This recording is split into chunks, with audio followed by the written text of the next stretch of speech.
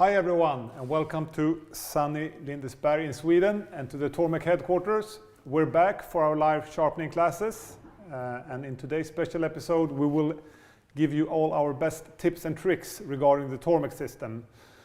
Perhaps reveal a couple of secrets, or not so well kept secrets, we'll see. Hopefully for some of you this will perhaps be things you already know, but I hope that everyone will learn at least something during the episode and also have a good time.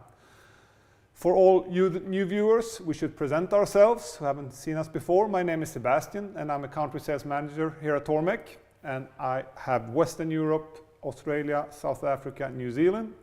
With me I have my colleague, the sharpening doctor, or also known as the sharpest mustache north of Hamburg. Wolfgang, you may present yourself. Hello, I'm Wolfgang, and I'm also, like Sebastian, country sales manager for Central and South Europe, down Greece, Turkey to Israel. Great. And we have Bock behind the camera. Victor, who has a new gimbal, who hopefully will make the episode even more enjoyable for you, the viewers. As usual, it's live, so please ask questions and we'll try to answer them as best as possible during the show. I see that people logging in from all over the world. It's fun to see people from really all over the planet following us week after week.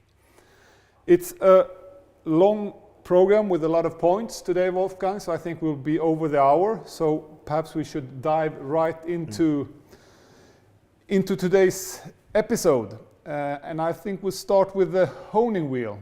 Exactly. And I want just also mention everything applies here on the T8, applies also for the T4.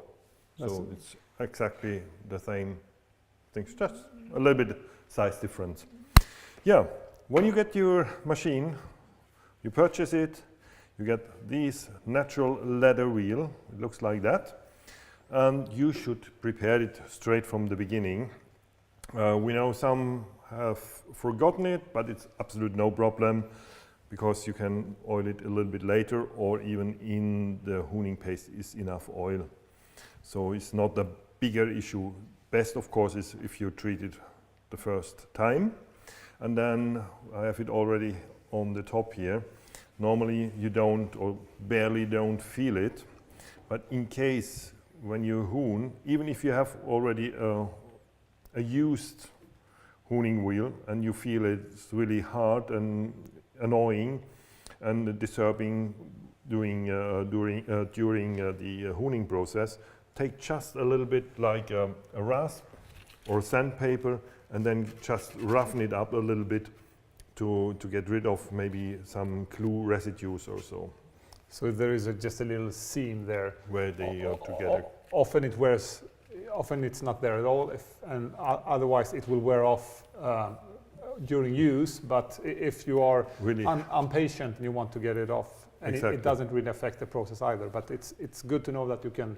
1 in 1,000 have maybe problems, so yeah, it's easy to solve.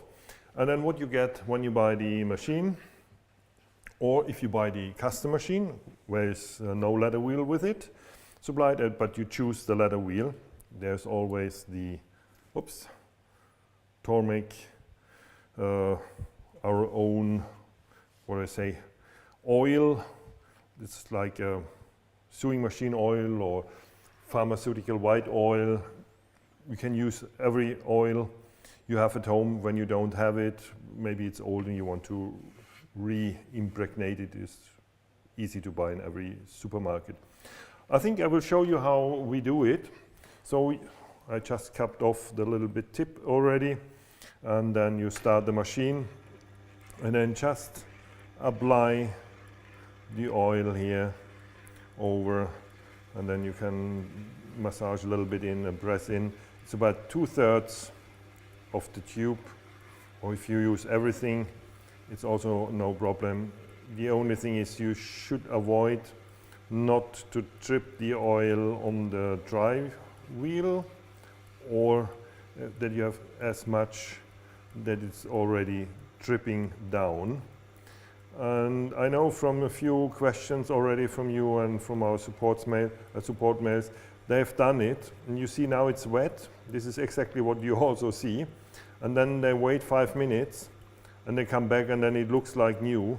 So it's absolute normal. The oil goes just into, it's not drying up or so, it's just soaking up into the leather. That's absolute normal. So. And the oil is normally something you just need to do the first time. Only the first time. This little bit which is left you can use here, for example, if you have the LA 120, you can, oops. The same thing here. I use my finger a little bit to guide that it's soaked up. You mentioned it briefly before, but if you lose the tube or you need to put more oil after a while, sewing machine oil works just as fine as our small oil tube. So all oils which not harden when they got old, or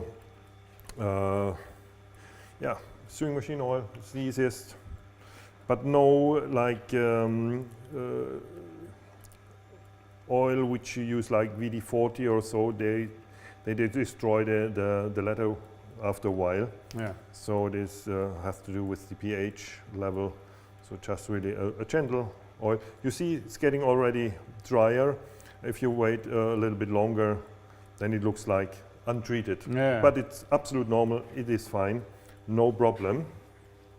And then we will just apply a little bit, take a little paper, get my greasy, oily hand off. And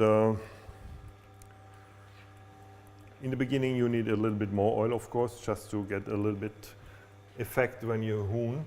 You can take a knife or some chisel or something else.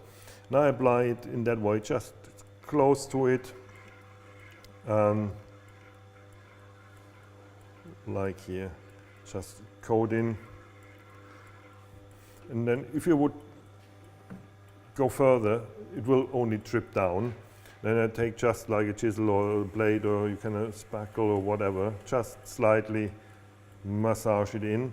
And after a while, your leather hooning wheel gets really dark, pitch black. It looks like nearly like a rubber wheel, which is absolute perfect and fine. This is just the metal, it's getting dark. You see already here on the side, it's getting gray. And then now you are fine for polishing. You don't need more. It's just fine. When you feel it doesn't take a little bit, you take a little bit more. If you think you need more, then after a while when it doesn't take anything, absolute fine, and you can start polishing and hooning. You see it's getting more and more dark, and this is just then too much. It takes a while just to go into the surface of the leather. Absolute. We have a question here, Wolfgang, with 2 questions, same. Is mineral oil safe to use? Yeah, mineral oil like pharmaceutical, like paraffin or so, it's okay. Yeah. You can buy this also to impregnate for food. Yeah. Secure your cutting boards. Works also fine because it doesn't harden. No, perfect. As long as it doesn't harden, it's perfect. Otherwise you get a stiff and hard leather. You should keep it moist. What we can say about the honing wheel also is often we see people perhaps have too much paste or too much oil. It's important it will just get messy, but also you need some friction to remove the burr. So if it runs too smoothly, it won't remove the burr. So don't overuse the... This is also a lot of questions coming. My leather wheel is too dry. Don't feel I have to put more oil on it. Just apply a little bit of the paste, and as long as it's polished, it's perfect, because this oil, which is here in the hooning paste, is enough to keep the leather moist. And the best polishing effect you will have right then when the paste getting into the dry status, because otherwise too much oil, of course you have less friction, but also the particles will slide through and you have a less optimal and a slower effect than a dry one. It has happened when people have bought a new machine, they have perhaps put a bit too much oil or spilled the oil on the side, so it comes on the driving wheel, and then they call us and they say, oh my God, my machine has stopped turning. Yep. What do you do then? There are more reasons. Yeah. I will take it off, but I want just also to tell you, when you have too much after a while honing paste on it, and you feel it's like wax and it's falling apart, bits and pieces, and a lot of on the bottom, you can just start the machine, take a knife back or from a chisel side, and just scrape down in that way. Just now, okay, we have nothing there. Take off the worst of the, and then you can dry down like on the leather again, and then it's fine again. A question we also get often with the honing wheel is, how long does it last? As you see, direction is in that way. It's also an arrow here, not to miss. As long as you hone from this side, or you turn the machine to you, of course, then when you hone after sharpening, always away from you. So always in that rotation. Never in that way, because when you go in that way, you will need immediately a new leather wheel, because you will, of course, cut into the leather because it's soft. But as long as you don't cut into the leather, I would say it lasts as long as for a lifetime. Absolute. Okay, we go to your question. Yes. Lisette. What happens if my machine has no power? Maybe it's oil on it. Of course, no problem. Take the leather wheel off.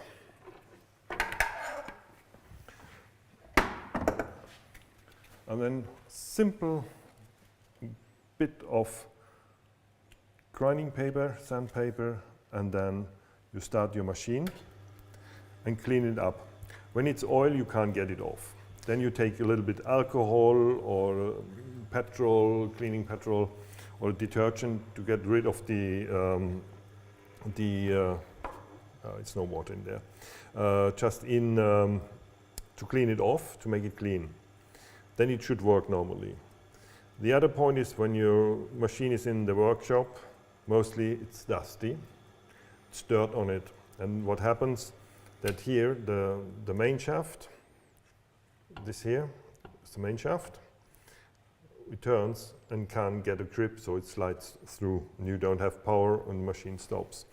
Just take, as I said, sandpaper, go on it here, and just clean it off. It can also happen when your machine is, for example, on a workbench, it's a window, sun is shining in, it's hot, it's an older machine, and the rubber starts hardening over the years.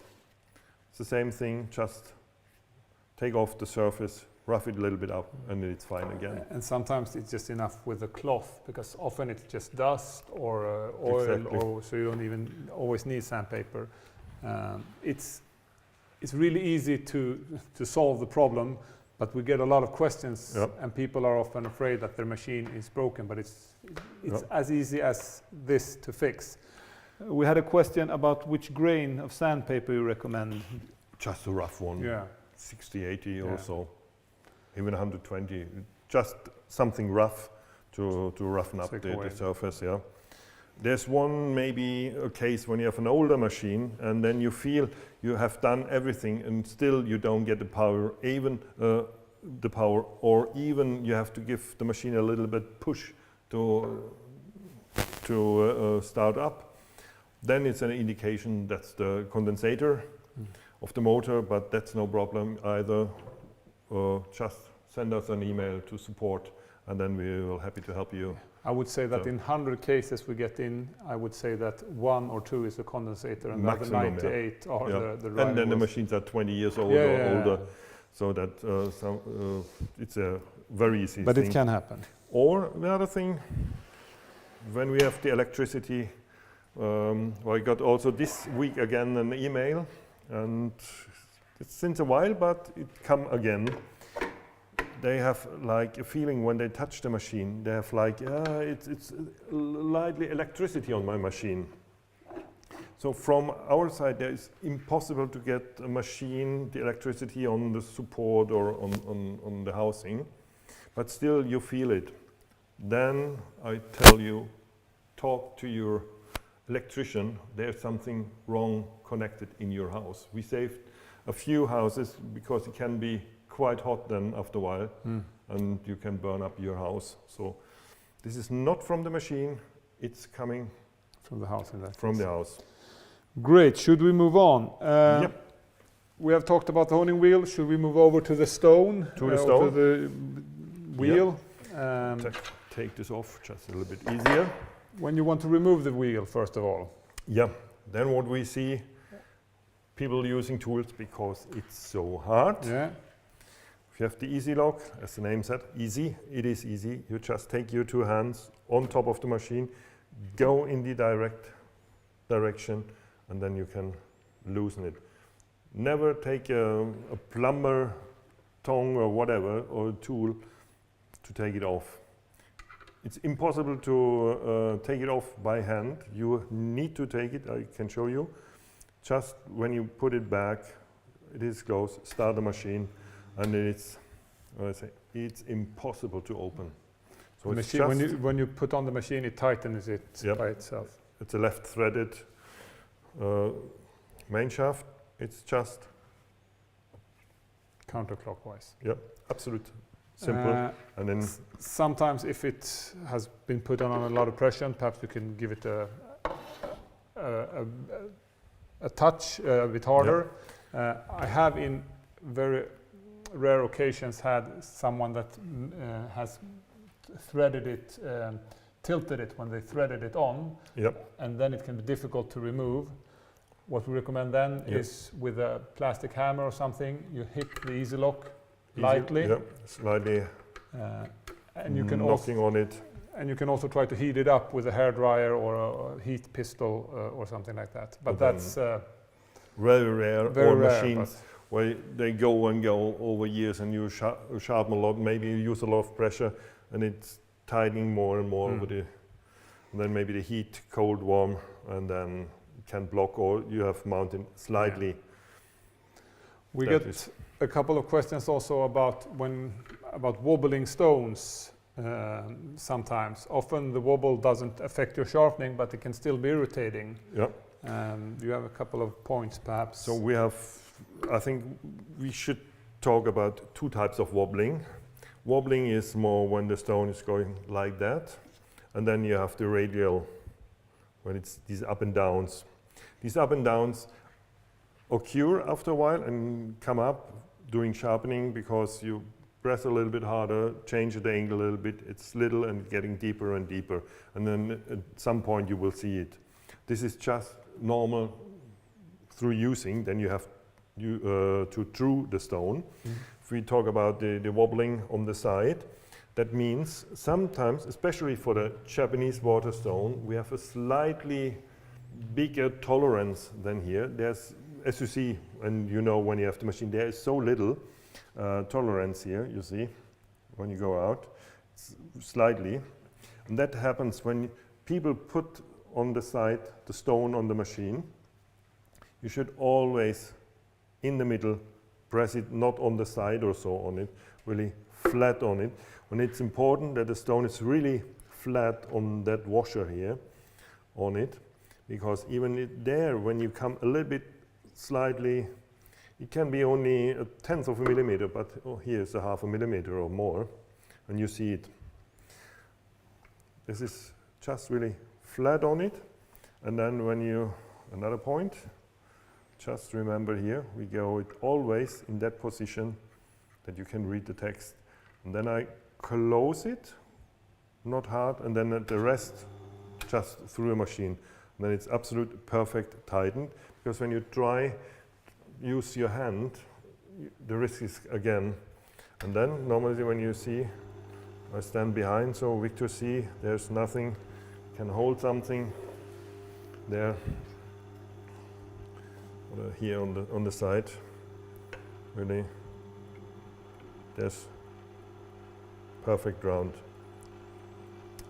And so if this you is feel that it wobbles, even though you did as Wolfgang, you can turn it 1/8 of a turn. exactly, open it, turn a little bit, and do the same thing again and start. And keep going until you find the least wobble there is. Exactly point. If nothing helps, so is the last point. The last, we have to take this off. If you have not that LA 120 on the machine, you don't need to take off the ladder wheel. But it's in that case, just put the machine on the side. And then when you put the stone on it, so the own weight is flat on it, press on it, and we can go a little over so on the side. That's more or less really, you have the, so it's really flat. And then flat on it, and then draw it. You could say that the wobble can occur with the original stone, but it's most common with the Japanese water stones Exactly. because of the tolerances. It's So, slightly bigger, it's impossible to get them absolute. So that's often a solution that works very well. Often you don't have, it's enough, as you said, from point one, but if you've done all these and it's still wobbling, then contact our support, then there is something wrong probably. Exactly, or something wrong. And the point is that in most cases, when we get the questions, the emails, then it's, where is it? Not been now. Got questions. It is in 99% of the cases. Yeah. It's the solution in that way and solve the problem. And mostly, as it wobbles in that way, it's just optical, but not affecting your sharpening result. This is a little bit different. This is what we say also, true your stone more often than less, because it saves your stone, because then you have to throw everything away until to the deepest point to make it perfect round. Yeah, we often see that people are afraid of eating stone by throwing it, but in the end you will save it. Yeah, exactly. Slightly so over. Even use this one just very, very slightly once. You work with that.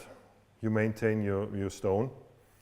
And with that SP650 or stone grader, as you know, we can change the surface, the grit from 220 to more rough, with the fine side then to 1000. You can use it in that way. It's like the Scots, very, very keen and saving. So I use it in that way. Otherwise, you can use it in that way, but then you should move sideways. Otherwise, you get a groove inside, and then you get a deeper point, and you press this in the stone, which is not so optimal. So just moving. And then you can use also a little bit the edges for the rough side to make it a bit faster. Yep. And also what we see often is, or when you remove, if you have a core stone, it's 220, and you start to want to remove a lot of material from a tool, then the tool will make the stone finer and finer all the time. Yep. So what you need to do is, like, I don't know, every minute or every 30 seconds, just rough it a bit. Rough it up a bit. And it feels like it takes longer time, but you will save time in the end using the rough side, because Absolute. the stone will become finer and finer and less efficient. So that could be a good tip also. Great tool, use it a lot, just like we say, true a lot. Yep. It's the people who have a bench grinder, they use it very often in diamond, also stern, star-shaped tools, just to maintain the surface. It's the same here also. And then what we recommend also to break off the edges, to make a little bit radius. That saves you when you're sharpening knives or the other tools, or even if you sharpening and come on with your hands on the side, it is quite aggressive, the edges. A little bit rounded. Yeah, and when you round it, so if you slip, you don't get a damage as bad for the tool. And especially for the knife then. And also with the Japanese water stone, we recommend to round it. The reason is, even here for the Japanese stone, in every stone, when you have really an edge and you come with the knife, when you sharpen, you come a little bit, make it a little bit more dangerous, or then we will cut in there, or in the stone, or even you will have an edge in the blade. The same is on that side. When you come too early up, and then you have an edge in there. When it's round, then it's a little bit more forgiving. And it's because the Japanese water stone is softer than the original stone, so you it's easier to, it's easier exactly. to cut into it. So then you will minimize that. Then back to what I said before, to turn it around to Victor. When we place it, that we have this always on top. In that moment when you drew your stone, you start in that way, you drew from here when this is readable. When you then remove the stone and use, for example, the Japanese stone, and then you come back and you put your normal stone or original stone on the machine again, not in that position, maybe in this or in that position, can happen that you say, oh, the stone is going up and down. I have drew it, not sharpened on it. The reason is, when we talk here about our tolerance, let it be 200ths of a millimeter, because the stone is, take it off, it's hanging here on the top, and the tolerance is on the bottom. So that means the stone is hanging down. So from the center to here, you have a longer way than this way up. And when you start always here, this is the 0 point, then this is the reference for the roundness. When you remount it in that way, this way is longer because it is fitted through the weight on the top, and then you have the tolerance underneath. That means you have here the longer way and here the shorter way, and then you get this up and down movement. So therefore always I go up there. This is a small tip, especially with drawing, you will avoid a lot of problems. Great. We have quite a lot of questions coming in. Perhaps we should take a small break and answer a couple of them. Carl Petter from Norway is asking if it's possible to sharpen bread knife, which does not have It's serrated knives. a serrated knife. Yeah. It's a bit complicated. We will have a special knife episode up ahead. And it's possible to do. In the meantime, you can hone it and you will have a much better result, and then we will try to show you how you can do to sharpen it. But it's not a beginner's thing. It's not as easy as a straight knife would be the answer. Absolutely, and we have a little bit tips and tricks already in the first part. Yeah. In the knife sharpening we talk about the spread knives too, how to do that, but we will go in depth in a special. Great. Dudley Larson asking what would be a good choice of stones when starting for kitchen carving knives. I would say the original stone. Perfect. We and have a whole carving knife. This is done if you want the little extra for a highly really mirror finish on it. But this is for kitchen knives, absolutely perfect with the leather. I think also if you go back into episode 3, we go through all our different wheels, but the original stone is easy. James is saying this is good, but are you guys going to get into sharpening? Sorry, we're not going really into sharpening. This is more tips and tricks and discussing around the machine. And knife sharpening is special, and then we have here already 7 or different other sharpening classes. Tools. Yeah. Tom is saying that he has a new machine that sounds louder than ours. It's humming a noise from the motor, and sometimes the water tray vibrates with it. I would recommend Tom to send a video to support@tormek.se, and we'll listen to the sound and try to understand what's wrong. Yeah, mostly it is just not really in, just a little bit in, and then maybe the water level is a bit too low. Fill up a little bit water, and mostly. Yeah. Often it's the water tray that makes some sound. Vibrating, it takes up the vibrations, the frequency, just a little bit more than mostly it's. Patrick has bought a machine on auction where he has a slide groove on the rubber wheel. And A groove on the rubber wheel? Yeah, if we have a solution, I would say that the best solution is to buy a new driving wheel. Depends what the How reason bad the is, groove is. It could be the groove in there when the machine a long time stands. So the groove is from the main shaft, which is movable here, but then it pressed in here and it's maybe warm. Rubber is soft, you press long in there and then maybe a cold period and then it's getting stiff and hard, and then when you start the machine it's jumping a little bit. Will vanish after a while. When the rubber gets soft again, then it expands normally. And if it's really an older machine, maybe the rubber is so hard, then just Buying it's a new one. a new drive wheel, it's no problem. Neven is asking when we're coming to Croatia. We have nothing planned to come to Croatia at the moment. We don't have an importer in Croatia at this moment, and we're not allowed to travel due to the circumstances. But look at our webpage, and if we come to Croatia, it will be there. I would love to go. Yeah, we have questions from Croatia. At the moment, we have a retailer in near Ljubljana in Slovenia. It's maybe the closest to you at the moment. Two last questions before we keep going.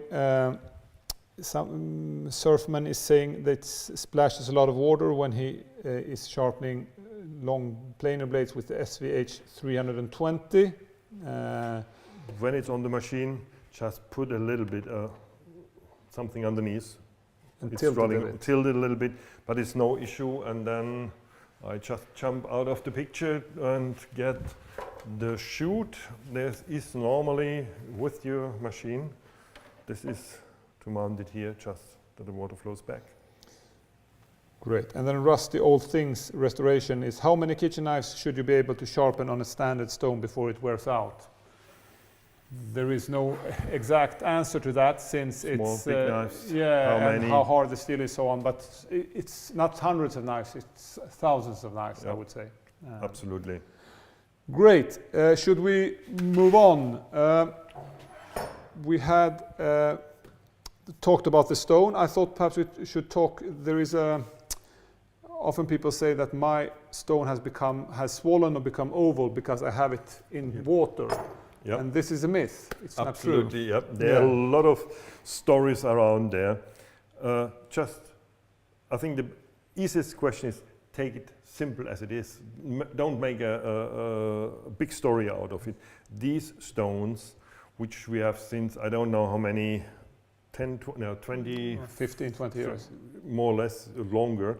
I think 20 years nearly. Yeah. Before we had natural stones, sandstones, and as you know, natural sandstone, water, they're swelling up. Therefore, it comes up really dry, take it off the water, of course, and all that treatment. But if you have these stones like the Eski, or standard super grindstone, or even the machine was named super grind, these are sintered stones. They're like sand baked in the oven, simple set. They are, of course, they soak a lot of water. You will see when you fill up, where's the water? It's gone, it's in the stone. But because this big surface, it evaporates, or just even when you stop the machine, you see, even in the black stone, it's nice to see. You see how the water level in the stone goes down very quick in 1 or 2 minutes. You don't need to tumble them dry or have to 5 minutes go round, because when they go round, you distribute the water in the stone. Really, just don't care about it. The water goes down. When you're finished, just wait a few minutes. Then we come also to the next point.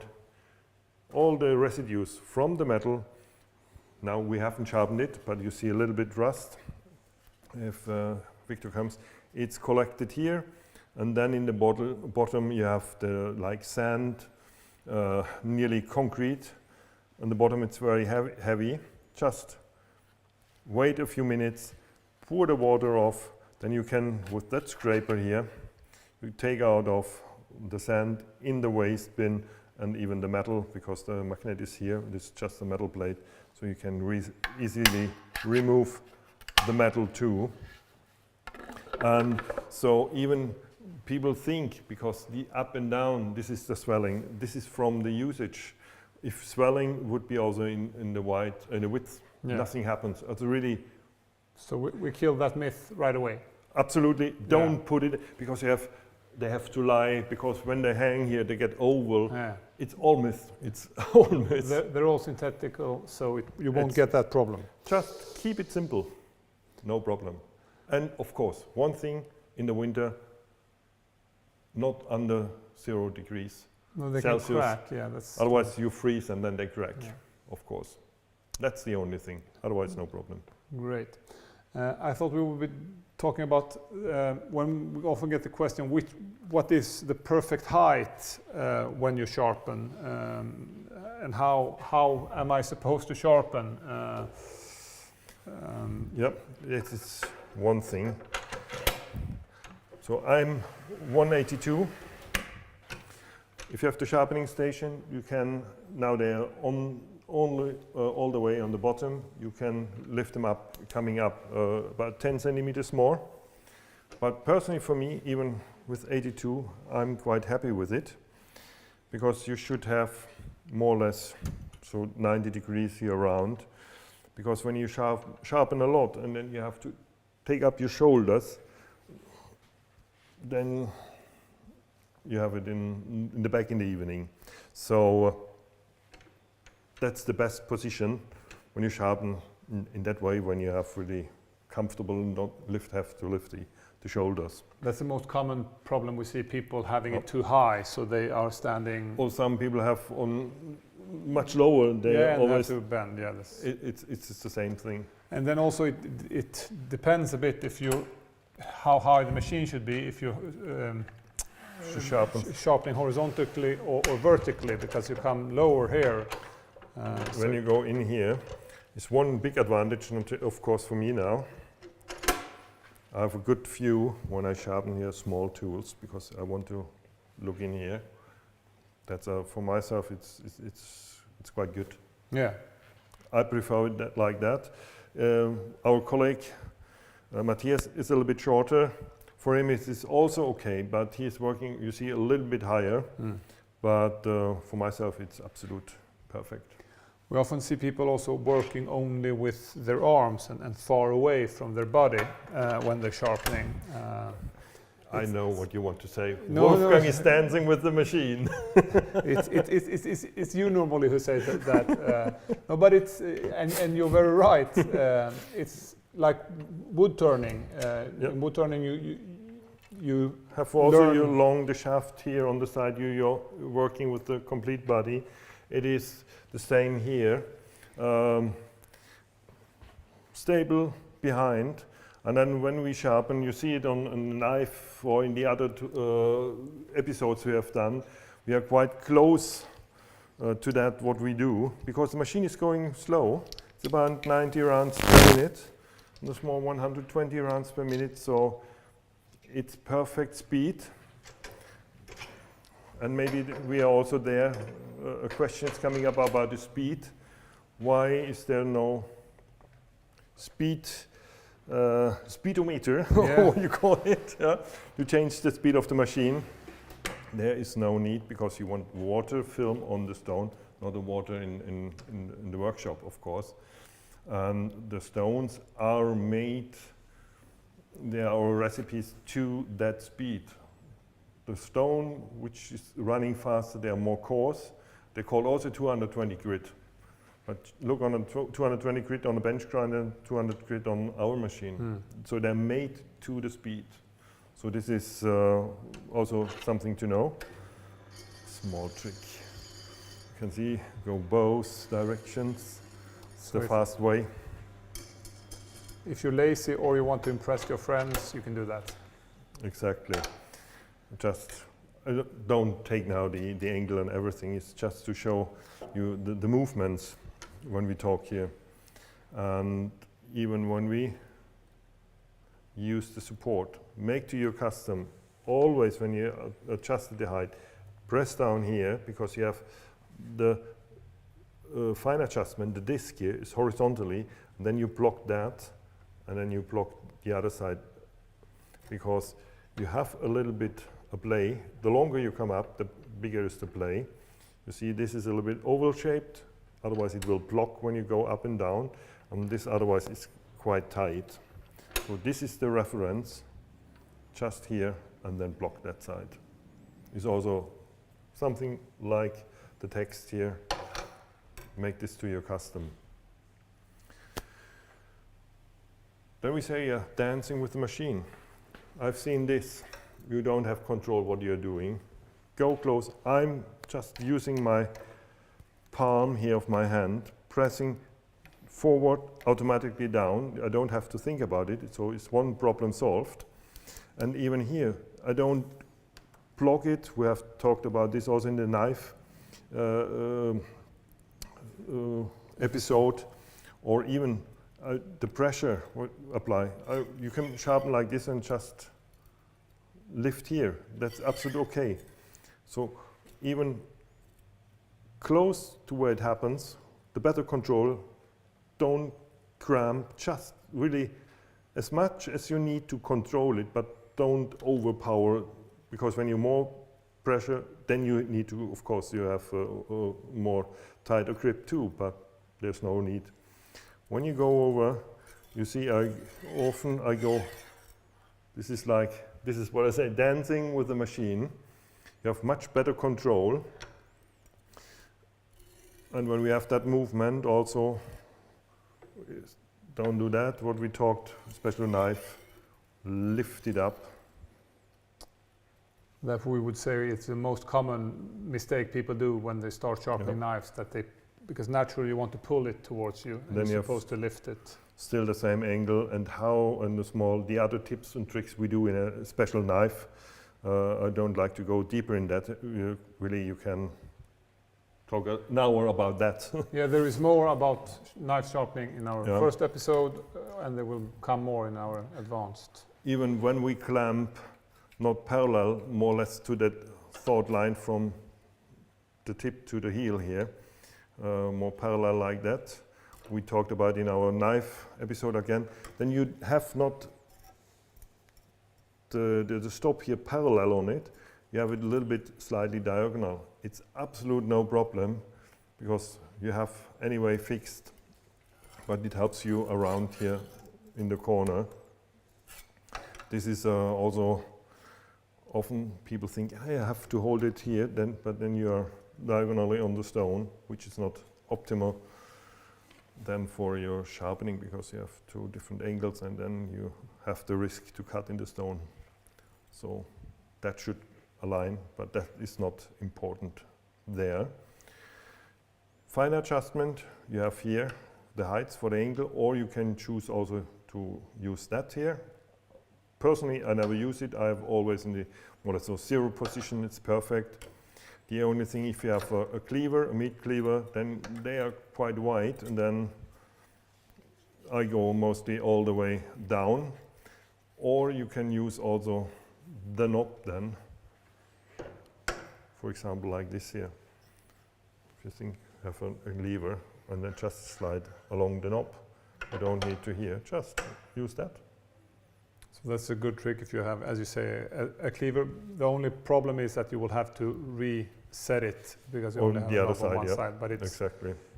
There is also a longer support that you can buy, the US 430. But if you just have your occasional cleaver, that is a very good solution for it. So this is thing, and then when I see the screws, the same thing with all the screws here in the machine and all the jigs. I've seen people who tighten and then don't do it. It's just tight when it's blocked, and then just a little bit more. It is absolute stable. Yeah, it's rock solid. And the same on the housing here. We see people often pull these really knobs hard. And the only thing you do is ruin the threads. Exactly. And so don't pull too hard. Just when it stops, slightly with not hard pressure, just a little. 2 fingers and that's it. Perfectly. That's it. We often get questions about how do I know, or why, for example with knives, why sharpening horizontally or vertically? Which tools should I sharpen horizontally or vertically? Could you please tell us, you are sharpening your knife here vertically. Yeah. Why? Why Because are you doing that? directions against. Yeah. Because freehand against is very difficult, and then you'll get hooks. We have a jig fixation, therefore it's possible. And of course, naturally also, if you think you are here and the machine goes in that way, we get a much better contact and the pressure to the stone. From that side, when the machine goes that, we have more or less away. You need more pressure, and it's slightly more difficult to get with a higher pressure a good result than here. And the other thing is, we take the material from the edge backwards. You don't get a burr here, and the burr here, it's much, much finer. Compared from here, we take the material from back to the edge, where we get a much bigger burr. So the result is also much better, especially for chisels when you have big surface, a big sharpening surface. So the answer is because it's faster. It's faster, better control. You get better control, and you get a shorter burr. And and it's easier to remove the burr then. Exactly, and the result is better. And then you see immediately how you lying on the stone, because if you have complete water over the stone even, then it's perfect. When you have a little bit, then you don't have water here, just here. With that said, there are people that are very good at sharpening that sharpens horizontally. Yeah. And that's fully possible to do. It's on also Tormek possible. Also. On knives, we recommend vertically because of the reason we talked about. But some other tools, like small wood carving tools, they are the steel is often very mild. You have a better control. The surface is smaller. You have a better insight in it. From that side, this is optimum. Or for tools with a quite high angle, like 55 or 60 degrees in wood turning. From that side, it will be wide braid, because also the bevels are quite big compared to here. So it's quite aggressive to the stone, which is then here much easier to control. And if you're not sure which position I should choose, in the handbook, Sebastian will show you. This page is really good. I use it a lot when I'm out there sharpening. Sometimes people come with tools when I'm uncertain, or I don't recognize the tool. Here you have pictures of all different tools and which jig you should be using, and also if we recommend horizontally or vertical sharpening, and then on which page you get more in depth about how sharpening the tool. So the manual is really well written. I think people don't give it enough attention. Exactly. But for example, this page is really good. So if you're uncertain, this tool, should I sharpen it horizontally or vertically, or which jig should I use? Go to this page. I think it's in the English version, page 48 in the handbook. It's a real good recommendation, and I use it daily when I'm out on shows. And also information about why, against, and what we have talked about. There's a lot of more than just how to use the machine. So there are also the whys, we do it that way, or about sharpening in general, and angles, and so this is a really comprehensive book. Even maintenance tips and tricks for the machine, maybe what we have not talked about before when we took off the parts here, maybe a little bit of fat on the shaft once a year, that's it in the end. Or about the tolerances, it's everything also well documented in the handbook. Yes. If you have a machine like the guy before who bought it in an auction, maybe has no handbook, just go in on our homepage, open an account, you get even the newsletters, and you can download the handbook in PDF version. PDF, and always the actual version. So if you even have an older handbook and an older machine, so you can get the newest information there too. Should we talk about, sometimes we put a small line on the stone, which could be a good trick. Especially for chisels, for example, or for wood carving tools, Drill bits. drill bits. This is in many things. We have not really documented it. We will have this a little bit more in the future. It's just take a little carpenter square and draw a line. Oops, I hold it a little bit. It was not perfect straight on the stone. Then you get, we don't take this. We have one line. It's, for example, if you have spoon-shaped tools, when you roll them, you want the edge should roll nicely along the line, not underneath or above. When you roll them over, or when you want to adjust the chisel in the right angle, this is a perfect line who helps you. Or for the drill, maybe optically you have it in the DBS 22 perfect in there. I look always through the magnifier. There's a small pin, but sometimes when you go down there, you see maybe it's slightly a bit more, and then you can adjust on the line. We talked this also in the episode about the DBS. So this line is quite good for a control and adjustment. Great. Perhaps we should talk quickly about our, you want to clean. We talked about, Yes. nearly forgotten, about the stone grader on our normal stone. Also to clean it up, sometimes you have metal dust in there or soft steel and it's like chewing gum in there.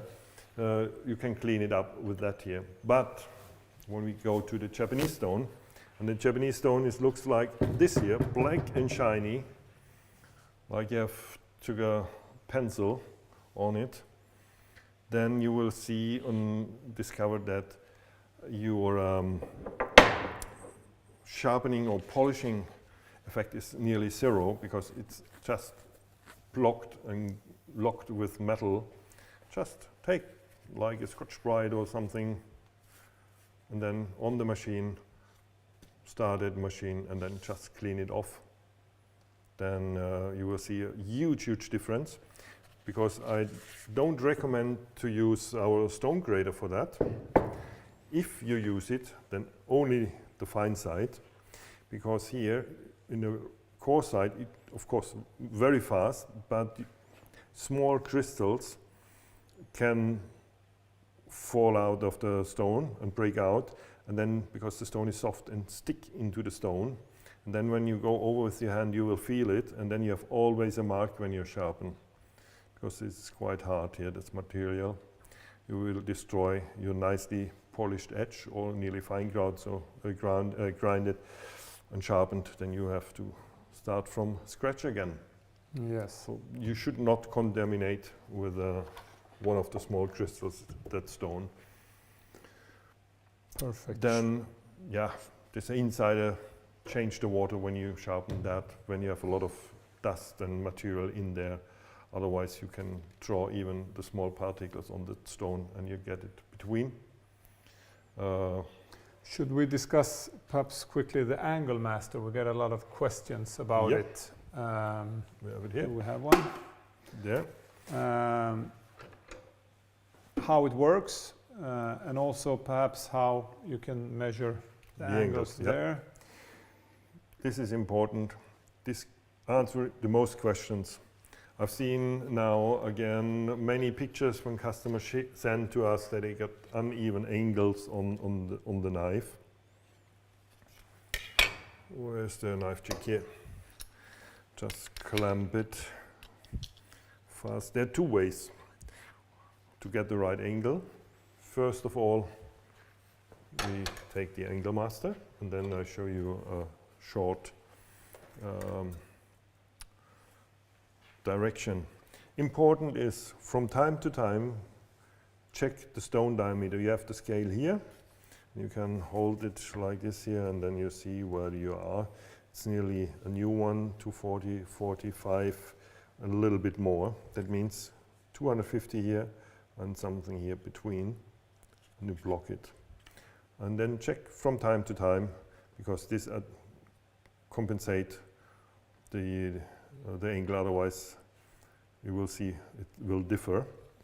Then you have two scales. We get often also questions, which scale should I use? The top scale, you see here, MB100. This is for our MB100 multi-base when you sharpen on a diamond wheel on the outside, because then you have 18 degrees variation. So this differs, therefore you have this scale. But normally you just use the bottom scale here. And then there are two ways. If like here on the kitchen knife, we measure on the side of the blade. That means half the angle. If you want 30 degrees, we choose 15 degrees here. Because you have two angles, both sides 15 is 30 degrees. And when we measure, go a little bit on the side for Victor. You see it's a little bit better. We don't measure here, we measure down here where the knife, the stone and that corner here meet there. So you see we have a light between the gap, so I have to go a little bit down. And this is always when I go down, it's more difficult. I go a little bit longer down, a little bit more. I want to show, now we are too low. And then I take the micro adjustment and just turn the way up until the gap is gone. Then it's correct.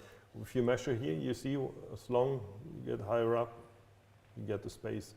So that's not correct. Always here. And this is like exactly like on the plate, which is on the machine, or you can mount on your wall or wherever you want. This is one point. For a chisel, when you have just only one angle, then you use, of course, the full angle. If you want 25, you choose 25 and then you get 25. When you have these Mora knife or the Scandic grind, or you have a really wide bevel, then you can measure directly on the bevel, directly here, because it's really wide. Then you can use the bevel. But then you have to change from the half to the full angle.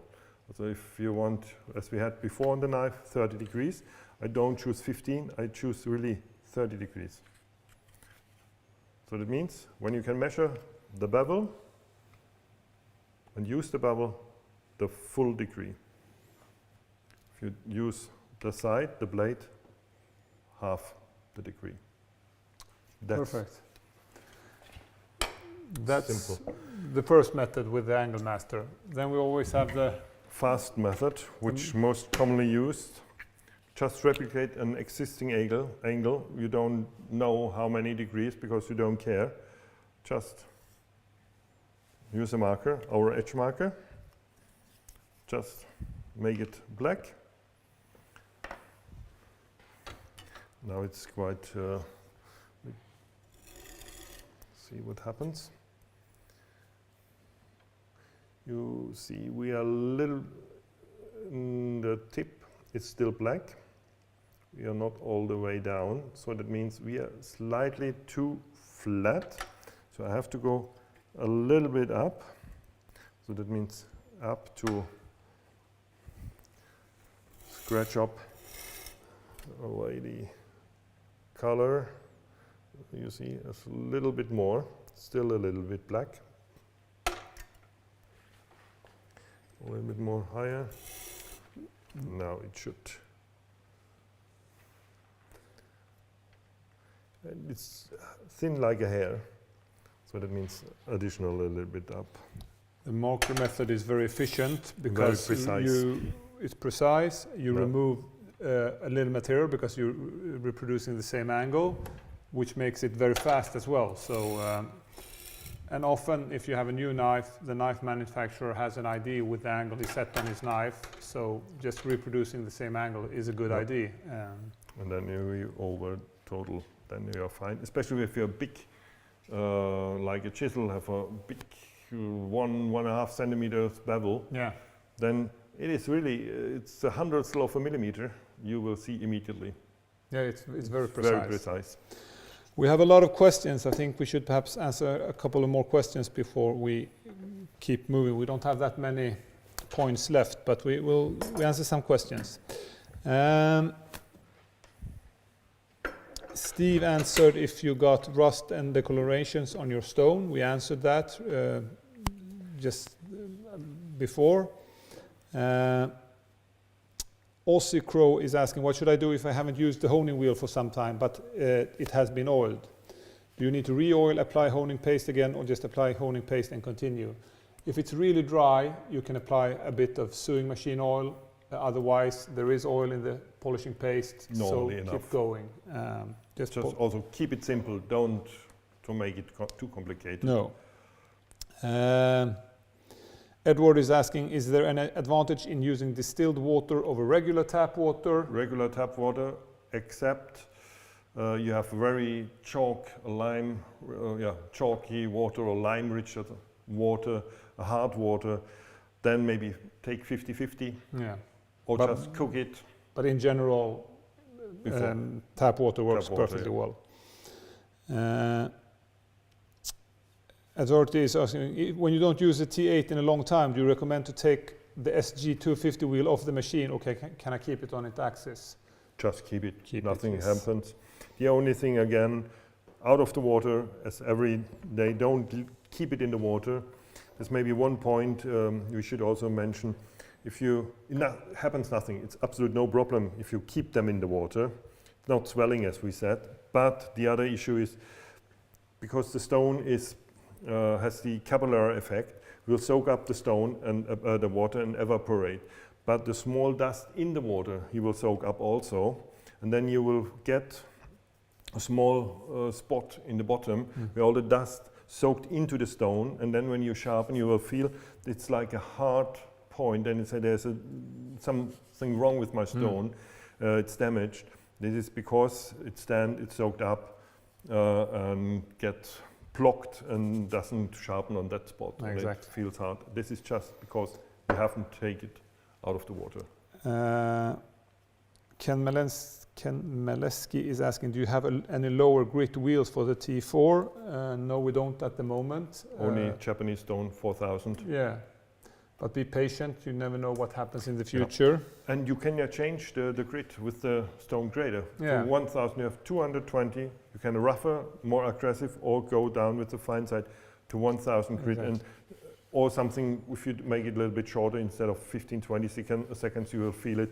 You can maybe a 600 grit or so. Ken Maleski is also asking, any chance you will have a self-centering clamp? That's a long discussion. I think we will take that in our special knife episode is more suitable. Stay tuned to get the information. Yeah, exactly. Scott is asking, are the stay shirts available to mere civilians? Not at the moment, what I know. This year, no, but we will talk to our marketing department. We often get questions about Tormek merch and such. So we will see. It is going around. Yeah. So be patient. I'm sure something will show up in the future. Up somewhere here and there.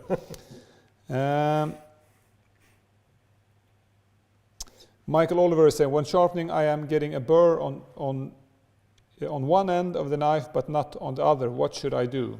So you mean you get here burr, but not here? I don't know if you mean on just one side or. Because you get a burr only on one side. Of course, when you sharpen, you don't have the burr on the bottom side. When you go here, when you sharpen here, and you go over here, you feel it, and you can feel unto 1 micron. So very sensible are your hands normally. It's only on that side, and that's correct. You don't have it on the other side. No, exactly. No, I think he means not over the over the length. Then you have sharpened here well, but then you don't have to reach too low or too high. You don't have reached the tip. You have to sharpen a little bit more until you get the burr. Not pulling the knife towards you, but lifting the knife should be a good solution, I think, and would solve your problem. Good. We sometimes get people saying that when I'm honing, I feel that the stone is in the way. Yep. Do you have any good solutions for that, We turn around the machine Wolfgang? in the honing position. First of all, I never take it off. I've done big knives, machetes, without taking off, because you can go just, you don't need to go that way. You can go even that way, across, diagonal. You can go quite steep, but when you come nearly to the length axis, then the risk is that you cut, of course, in there. So 45 degrees is no problem, and then you're far away. But in case you want to remove it, there is one thing: take off the water throw, take off the stone, as we said before, and then what you need is, don't throw the spacer which you get from the transport, which is mounted like this here, because the shaft otherwise will slide forward and backwards. So you need the distance, the spacer, just on it here, so that keeps the shaft from sliding through. And then you are free to, and you can take off the support, of course, too, then you're completely free. That's absolute possible. Then maybe even for honing, a tip, as we said before, standing, use the machine. You can use your hand here, the fingers. When I'm polishing, you see it on your, in our other episodes, especially for bigger tools, longer knives, the same thing. You can do it here freehand here, of course, but you can go also with your body. And I go even with some really curved knives. I make a little bit more graphic here to see.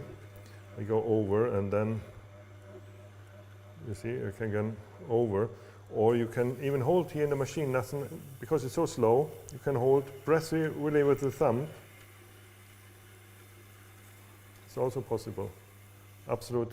There are many ways. Hold in a machine, use the machine for fixation, or just the hands here. If you have big tools, big surfaces, long baffles, for example, which get more friction, because this friction is very little. The burr is the bevel is very small. So here, there, lifting up, and then you see, then I can. We often emphasize the importance of honing, but we can't press it enough, that honing is really key to get a well-sharpened tool. And we often see people feeling that they don't get their tools sharpened enough, is that they don't put enough time and effort into the honing. So really, it's playing, trying, testing what works better, because the longer you're away, or this way, you are just too movable. The more you're fixed and use your body, better control you have. Sounds a little bit odd, but it gives you a much better result. You will see it. Yeah. And you feel it. I think we done most of the points I had on my small paper here. We have a couple of more questions. Sean asked, is truing necessary? I think that is regarding the cleaning of the stones. Truing the stone in general, as we said earlier in the episode, is very important. If you just have discoloration, often it's enough with the stone grader, and if you still don't remove it, you can of course true it to take it away. But it's only when it's blocked. When the stone's getting a little bit, if you have carbon steel or so, which is rusting, you get a little bit greenish, yellowish, brownish stone. That's just the rust. It's absolutely no problem. As long as it's not blocked. Then we have a question. Michael said, I've lost my spacer. Can I purchase another one? I think you can. It's just a piece of plastic. You can just find a suitable 12 millimeters around there. And shorten like a small pipe or copper pipe or whatever works fine too. Yourself. Or if you're a wood turner, mostly they turn them. A nice one. Yeah. Then we had a question about from T-Man. He said his honing wheel is very dark, and should you clean it? If you go to the beginning of the episode, we will talk about it. It's perfectly normal that your honing wheel is dark. They will become dark. They're supposed to be dark. and you don't really need to clean them. If you have a bit of paste, you can use the back side of a tool. If you answer the question, I go behind you. Yes. Then I will course. get and can show how we have in a workshop here a few ones which are in our studio. They look like this, shiny black. That's how they look after a while. Absolute fine. Absolute no problem.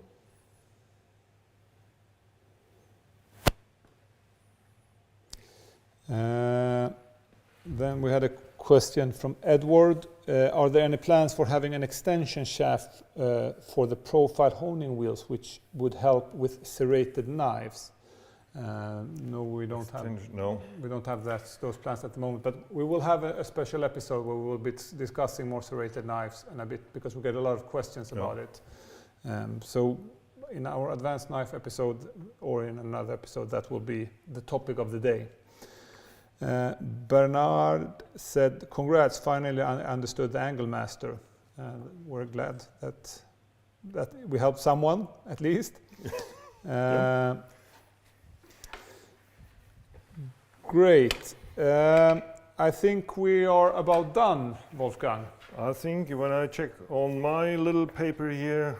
You have the German version, perhaps? No, I've got this your English. Okay. My German version was 2 sides, but a little bit more explained. But I think we have done. Only thing is, was that about that the angles. You can ask me. I haven't given you an answer. No. How you use it, but how you use the serrating. How that works. Please show me. If you don't know what angle your knife or tools or chisel, maybe chisel is also good because it's good to see. We have cleaned up today here. I don't know where the chisel are got to. I think you just want to show the perfect order you created in the drawers. It was Hugo on that side today. I don't know where. Here. Here, you see. You see. That's a problem when cleaning. So. You see there a little bit